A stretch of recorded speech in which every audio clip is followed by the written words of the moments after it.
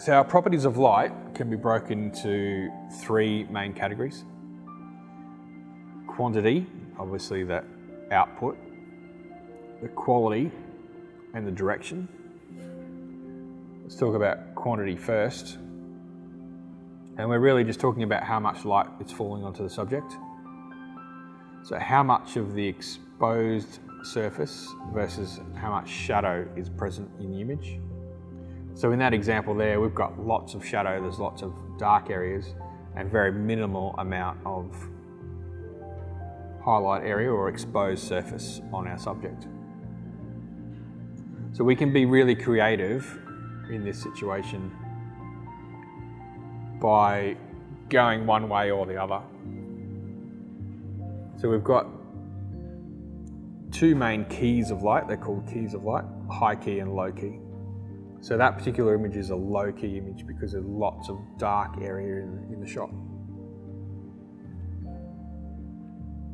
High key is something that's got virtually no shadow. So we've got a white background, we've got lots of light bouncing around everywhere and it's filling in all the shadows. And that's one of the setups we're going to do this afternoon. So it's a low contrast because we've got very, very minimal shadow. And it works best when you've got a white background and then white clothing as well. So it just reduces, or very light coloured clothing at least. So it reduces that contrast. As opposed to low key, we're talking now dark background and darker clothing and minimal light on the subject. I should mention, just looking at the histogram, the difference between the histogram and the two shots. The histogram is basically just a graph. The middle of the graph is middle of our exposure. So if we were to photograph something that's mid-grey, we'd get a bell shaped in the middle. So mid-tone is going to be in the middle, shadows on the left, and highlights on the right. So a high key image is going to have our graph pushed towards the right hand side, which is our highlights. And it's very different to an overexposed image. We're still exposing the image correctly. It's just that we've got so much white and bright areas in the image, our graph moves, our histogram moves over to the right. Whereas in the low key, it's all in the shadow area, so it's all moved to the left. We're still exposing correctly because we've got a black background, we've got dark clothing, and they need to be represented in our image as dark or close to black. And we're just using that little bit of light to highlight certain areas in the image. This is where TTL, through the lens metering, doesn't work in a high key and a low key situation because the camera's trying to make everything mid-grey. It's trying to get that perfect bell shaped in the histogram, put everything in the middle.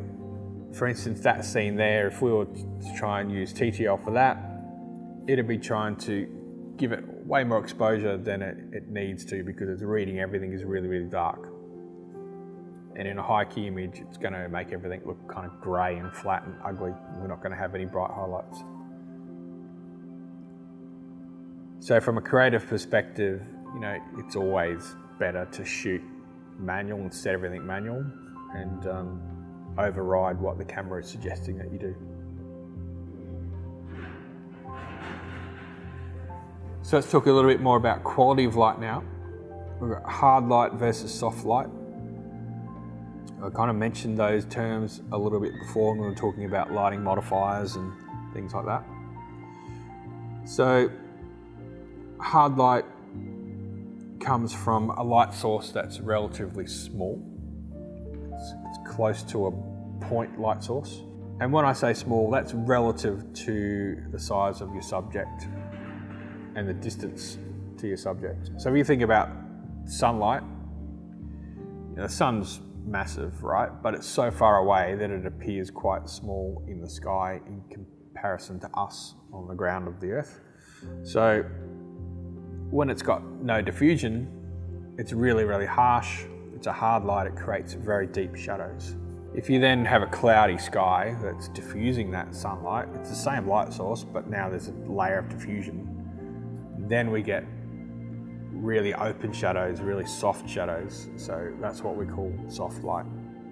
So that transition between highlight and shadow is either really abrupt and sharp and well defined in hard light, or it's really gradual and soft in soft light. So hard light is typically really, really direct, whereas soft light is either bounced off another substance or it's diffused through something. So that image there is shot with hard light. You can see that really, really sharp shadow line on Riel's face. And we've got really, really deep shadows there. So that's come from a little LED light, similar kind of style to this. So it's a focusable little light, no diffusion. It's just straight onto her face there.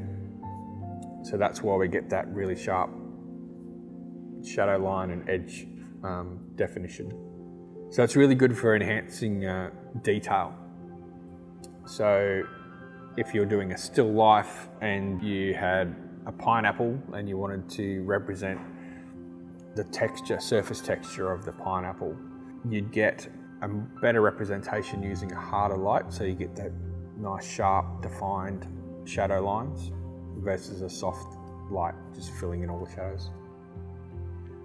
So soft light is a lot lower contrast. So again, we get that softer gradation between your highlights and your shadows. And we achieve a soft light through either light sources coming from multiple directions, bouncing or diffusing. And when we're talking about a single light source, the closer we get it to our subject, the softer it's going to be as well. Because effectively we're increasing the size of our light source. So, for example, a small softbox, such as this guy here, can actually produce a really, really, really soft light if you've got it close enough to the subject. The further you take it away, the harder those shadows are going to be. That gradation between highlight and shadow is going to be stronger. And there's also the direction comes into it as well. So where that softbox is angled in relation to your subject. And that's our next kind of topic.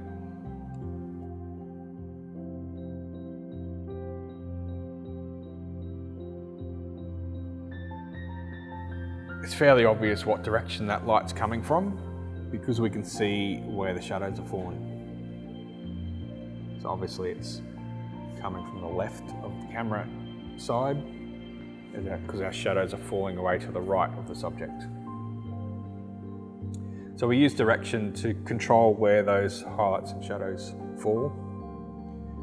And this can really have an impact on the quality of the light as well. Let's just have a look at that little example there. Timothy showing off all his muscles. The shot on the left, where he's facing into the light a little bit more, we get less definition because we've got less shadows. The second shot where he's turned his body away and the light starting to rake across his chest and abs, we're getting much better muscle definition there because of those shadows that are coming through. And then the third shot is lit from above, so we're getting shadows from a completely different angle again. And that's really bringing out his six-pack. So that shot on the right shows much better definition in the six-pack than the other two shots, especially the shot on the left where the light is sort of fully hitting his chest and stomach. So that's just sort of one example of how changing the direction of the light or changing the angle your subject is to the light can really have an impact on things like that, like definition and just where those highlights and shadows fall.